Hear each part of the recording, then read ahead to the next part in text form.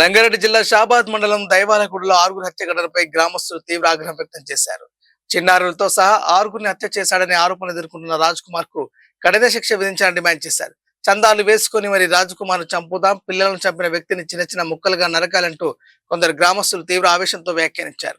ఈ దారుణ ఘటనతో గ్రామంలో విషాద ఛాయలు అలుముకోగా నిందితుడిపై చట్ట ప్రకారం అత్యంత కఠిన చర్యలు తీసుకోవాలని స్థానికులు కోరారు.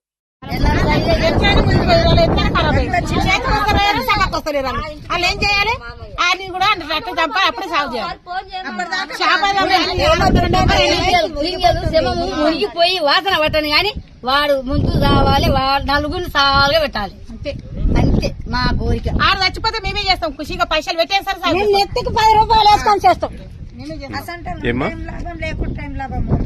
నెత్తికి 10 రూపాయలు వేసుకొని చేస్తాం. మన ఆడు చచ్చిపోతే మా కండ్ల ముందర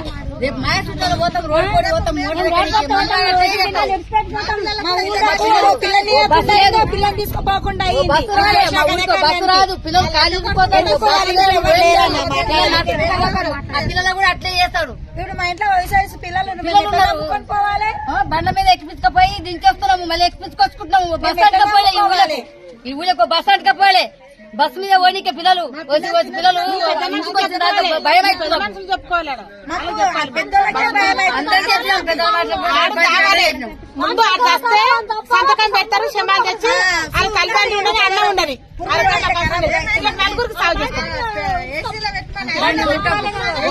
వేసులో పెట్టి ఎన్ని దినాలు 15 దినాలు గాని వాడు మా ముక్కలు నరికి అన్ని పోసి మా ముందర పెడితే మేము అప్పుడు శవం దగ్గర వచ్చి చేస్తాం.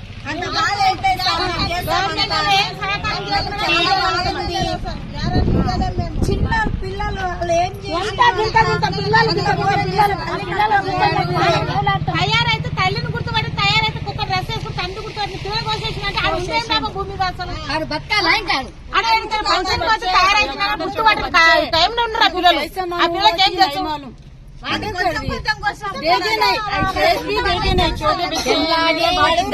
ఎట్లా కోసిండో వాడిని కూడా ఇట్లా కోసి సాలుగా 4 బొందలు పెడతాం. అంతే మా కోరిక.